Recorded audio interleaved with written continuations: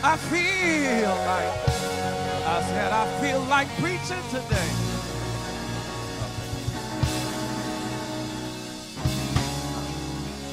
All right, let's read first. Let's read first.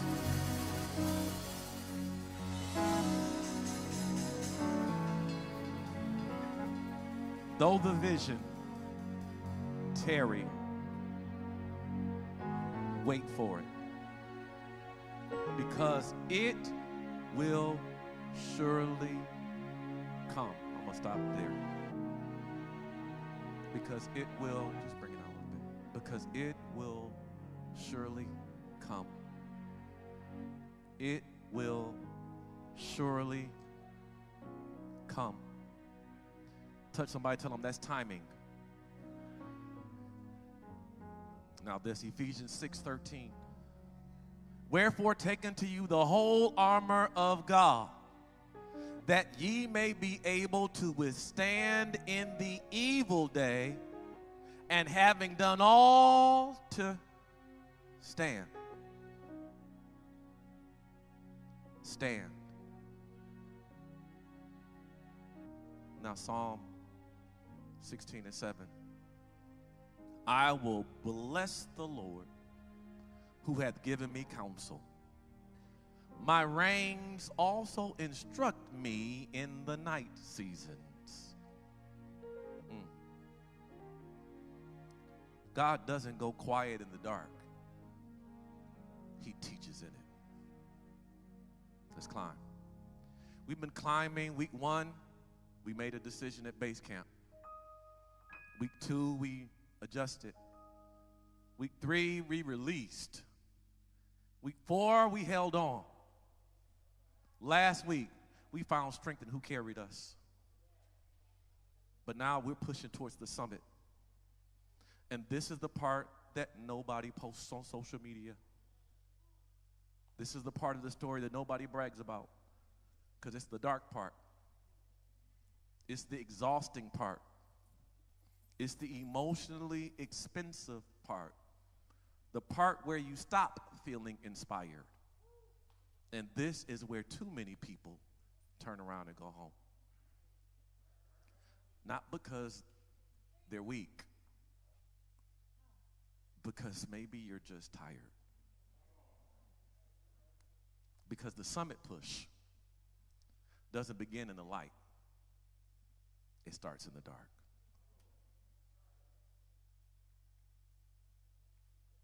The ascent. Real climbers wake up in the middle of the night, not at the beginning of the day, when it's coldest, darkest, and they're there most exhausted. Have you ever gotten up in the middle of the night and had to do something? Had to go pick somebody up from work, drop somebody off, had to go to work yourself. You were just woke up and you had to shake the exhaustion off. That wasn't your optimal time to go. It just had to get done. But they wake up in the middle of the night when they can't even see the summit that they're climbing towards. But they move anyway. Some of your hardest steps will happen when you can't see clearly. Am I talking to anybody in the room?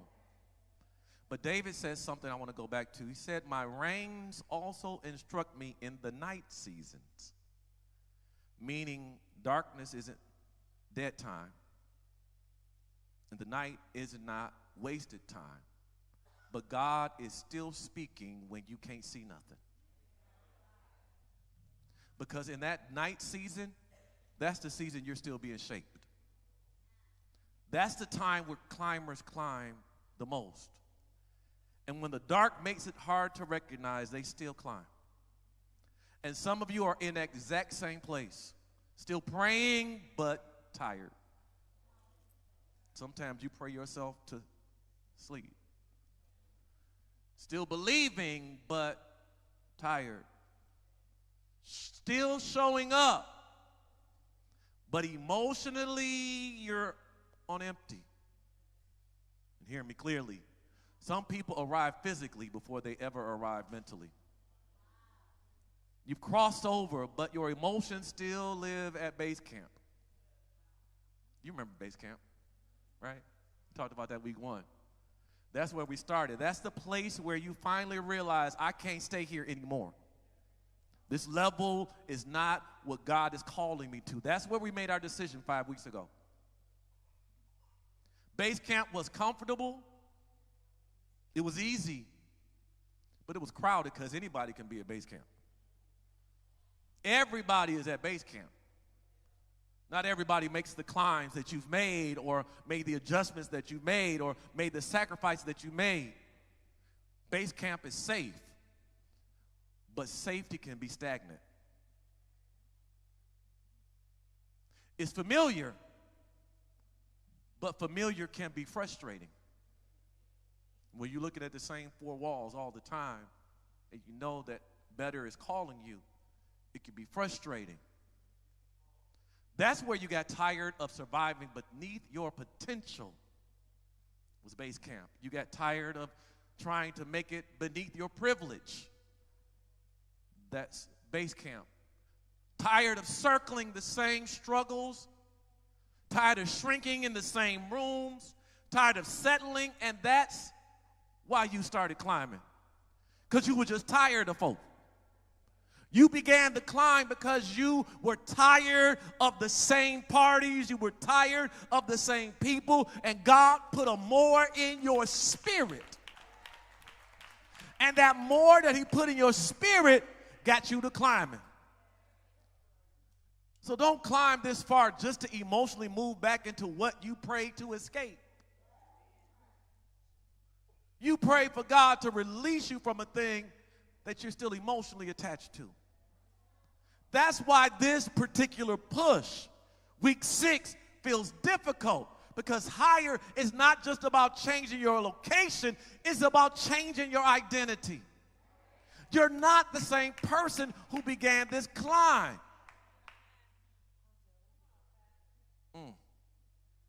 It's about changing your identity. You don't feel it yet. You don't see it yet. You don't have confirmation yet, but you're still moving. That's what faith looks like. I was sitting in my office today thinking about that. I was like, man, I've poured faith into our people this year. I've spent this entire year building line upon line, precept upon precept, moving you forward. Now that's not to celebrate me, not at all. It's to encourage you that you've been still moving even in rooms and in places that were trying to stagnate you. At higher levels, your emotions stop agreeing with your assignment automatically. Let me put my stuff on Do Not Disturb.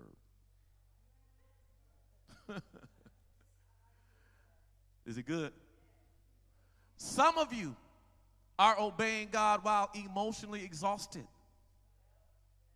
Still serving, still leading, still showing up on Power Burst, still climbing, but your feelings checked out weeks ago. You ever been moving and your feelings weren't there? Going through the motions? Some of you are in life right now, in a situation right now, where you're just going through the motions of friendship, but don't feel it. Going through the motions of relationship, but don't feel it. Going through the motions, dare I say, of marriage, but don't feel it. You're exhausted. You're here, but you're not. And exhaustion has a voice. And it's not bold, it whispers. What if this never changes? And hear me carefully. When you're tired, I said this a few weeks ago, when you're tired, you misread everything. When you're exhausted, delay feels permanent. Silence feels personal. Resistance feels final. One hard season feels like your whole life has been bad. You will extrapolate how you feel in one season and make it and apply it to your entire life when your entire life has not been bad. You've just been climbing and it's just dark. It's just dark. You in the night season. Because sometimes you think it's discernment. That's not always discernment. Sometimes that's just depletion talking. You call it discernment, I call it depletion. You call it discernment, I call it exhaustion. You call it discernment, I call it you just tired of Egyptians. Because exhaustion will make you question things that your faith has already settled. And this is where the real question comes from. Is it still worth it? Do I keep going? Do I turn around? And this week 6 in the climb is where a lot of people want to quit. Not because they stopped loving God or stopped liking the church or stopped loving the word. They just got tired of carrying hope this long without seeing the manifestation. And the dangerous thing about being exhausted is it makes retreat sound reasonable. It makes the excuse of retreat sound good. It makes the choice sound better. And you hear it whispering in your ear, go back. Slow down. You don't have to keep such high standards. Lower your standards. Your standards are too high. You could never find nobody who loves Jesus and loves you. Stop expecting. But the devil is a liar. I need you to hear me. You cannot keep climbing while emotionally negotiating a retreat.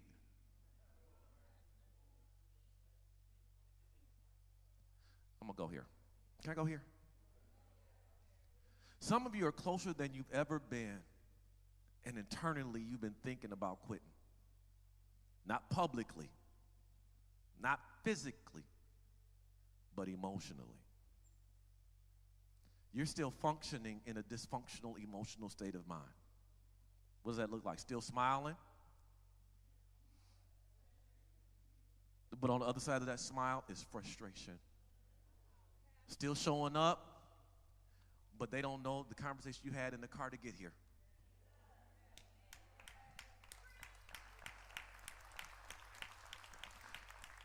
But privately, you've been tired of fighting for this version of yourself. I'm tired of fighting for my change. I'm tired of fighting for my development. I'm tired, but hear me clearly.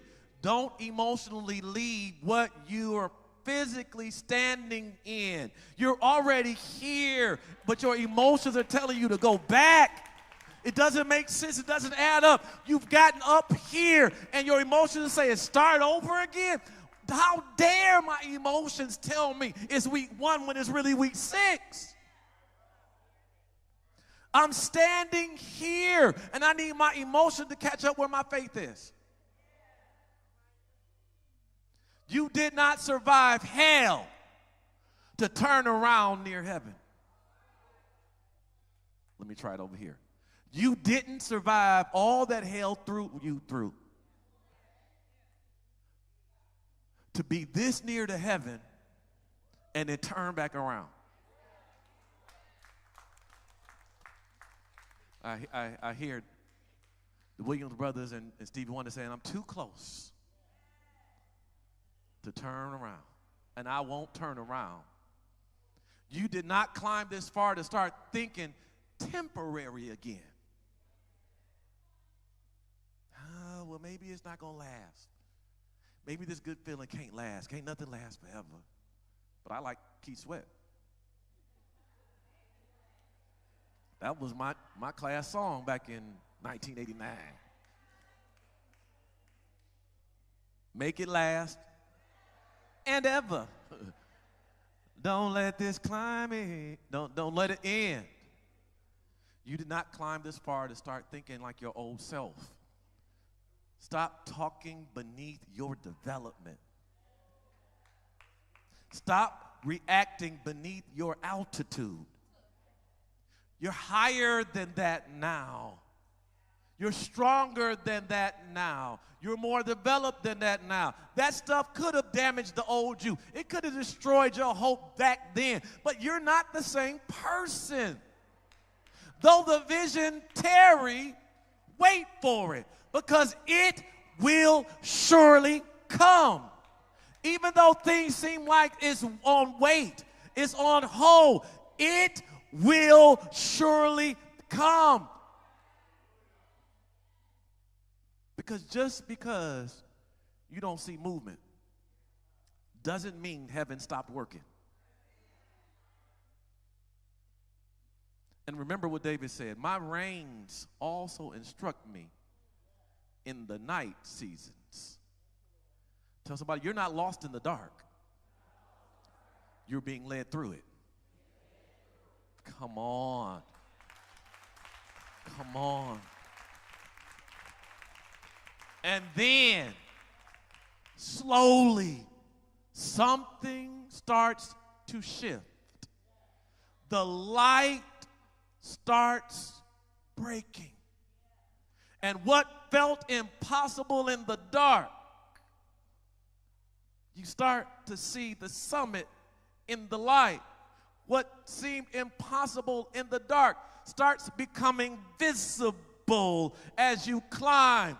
It was the same path that felt uncertain at night becomes clear in the morning, because weeping may endure the night, but I can see joy. I can see joy. No, I'm not preaching yet. I'm not there yet. I'm not there yet. I'm not there yet. I'm not there yet. I'm not there yet. I'm not there yet. Because it felt uncertain at night, but something began to break in the day.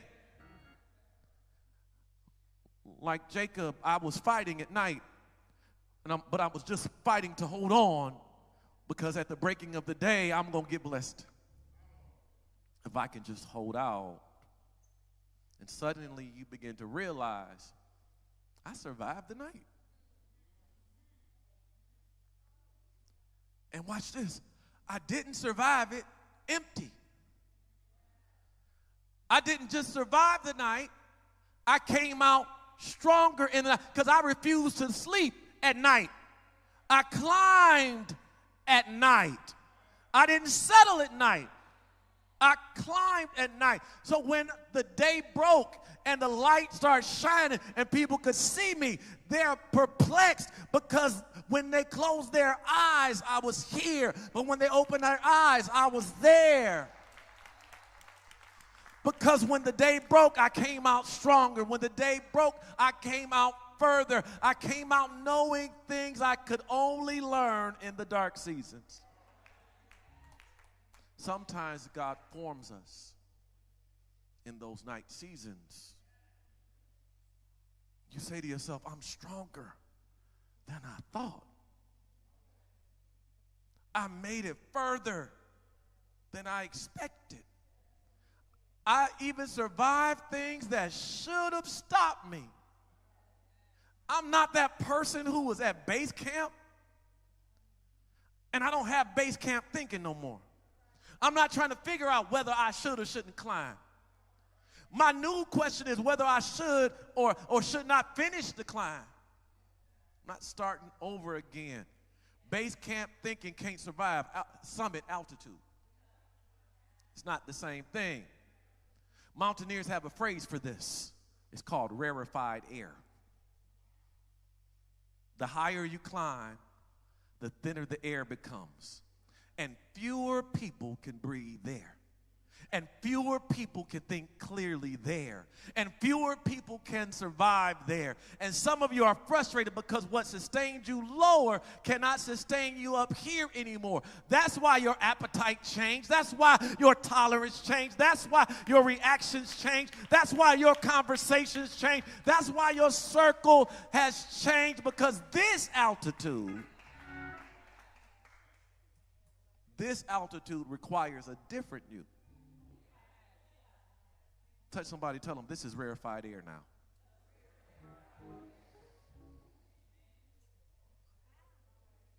Rarefied air. It ain't air that everybody can breathe. You can't just show up where I'm at and all of a sudden think you can breathe how I breathe. You can't just take a helicopter up to where I'm at right now in week 6 and think you step off the helicopter, you took a shortcut. And now you can breathe the air I breathe. You can't handle the air that I breathe. I had to make adjustments. Remember, 1 week I had to climb up and climb back down so my body could adjust to the rarefied air. But you think you can just show up and do what I did. You think because you got the Xerox ministry, that you can just Xerox what God gave me. But Xerox is created with toner. But what I did was made with oil. I'm talking to somebody right now. I'm talking to somebody right. Everybody can't breathe where you breathe. Can you breathe it? Touch somebody, tell them it's rarefied. I gave you something new in your language right now. Some of y'all be using that now at work. You be like, yes, yeah, this is just rarefied air up here. But you can't handle this. You can't handle this. Oh, look at your house. Look at how you did this. Look, you did that house. Yeah, I want a house like that. Keep breathing. Keep breathing. Just breathe it in. Just soak it. Just soak it in. I want a marriage like yours. You don't know what this climb took. You see where we at now. You weren't in base camp with us. When that Negro was acting all crazy, when she was tripping out of her mind, you wasn't in base camp with us. You didn't see the climb that we had to took. Climbing out of adultery, climbing out of lying, climbing out of all of those things. And when we climbed up and got here, now you want to act like you've been married 5 minutes.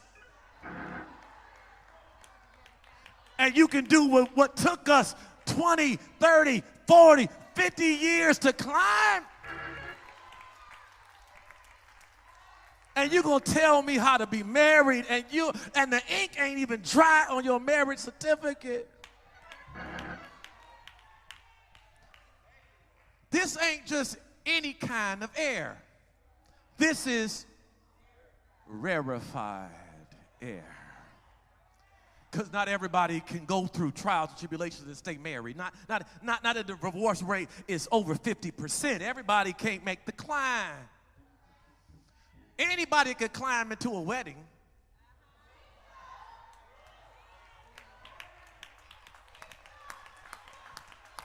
I mean, it's just one day.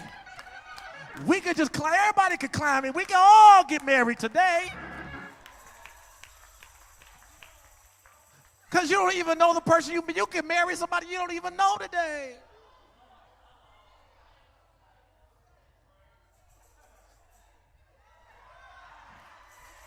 But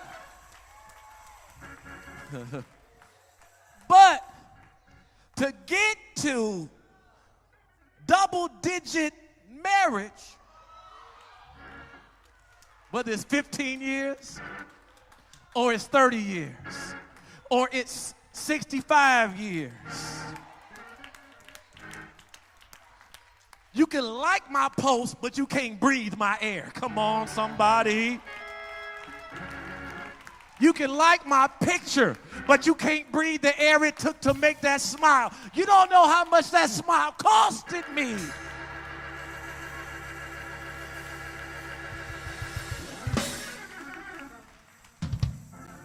And some of y'all need to stop apologizing for what growth produced in you.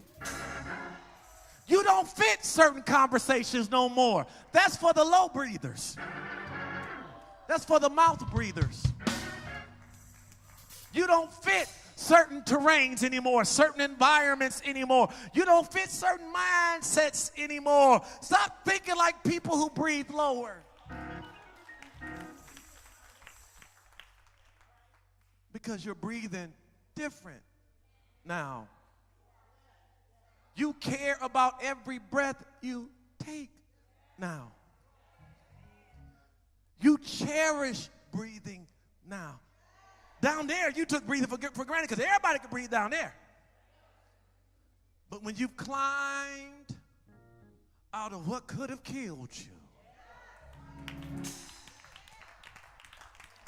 when you finally escaped the people who used to try to take you down and called themselves your friends, touch somebody and tell them you're breathing rarefied air now.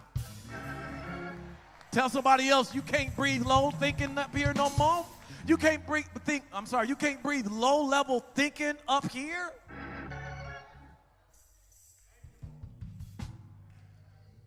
This summit that we're getting to, it's not going to announce itself. You don't get a sign that says you're close. There's nobody listen, I ran a 5K last week, right? I ran a 5K last week without training. For the first time. This is my third year running a 5K. Normally I run 40, 50 times before I get to my day of my 5K, and I've been breaking my records. I did 29 minutes the first year, 26 minutes the second year. This year I did not train for it because I was not running outside in that cold. Everything we said it was going to shift, that didn't shift. So I'm running this race, and I said, Lord, if I just finish in under 35, I'm good this year. I was like Marvin said, never would have made it.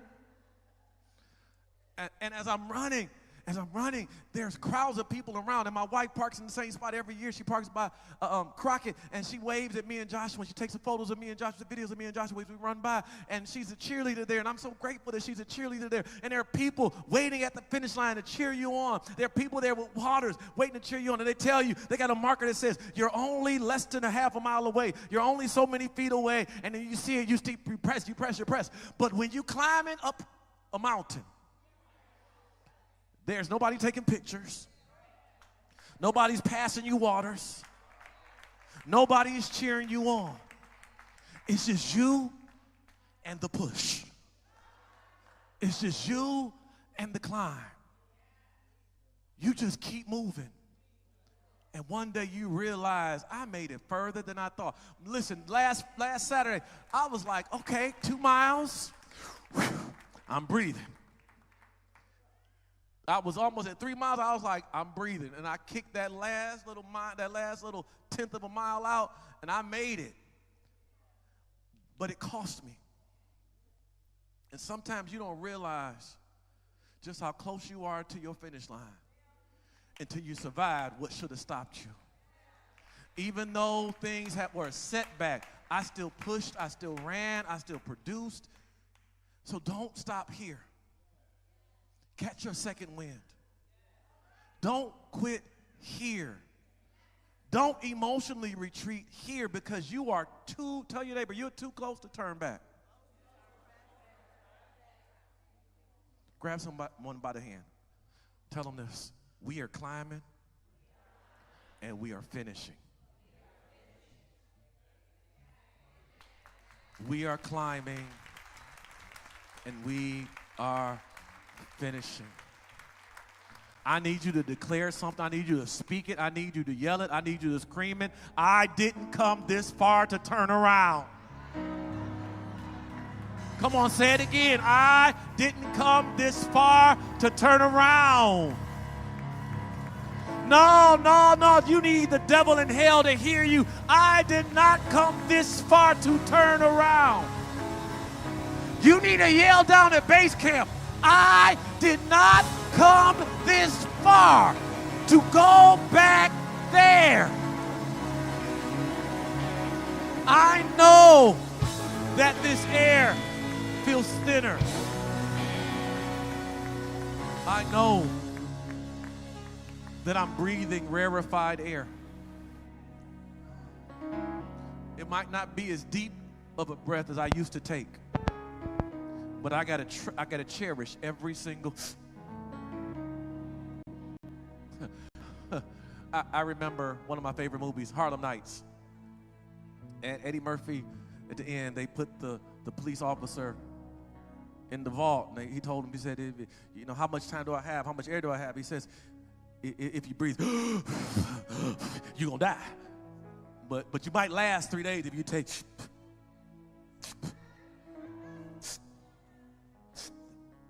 You gotta cherish every breath up here.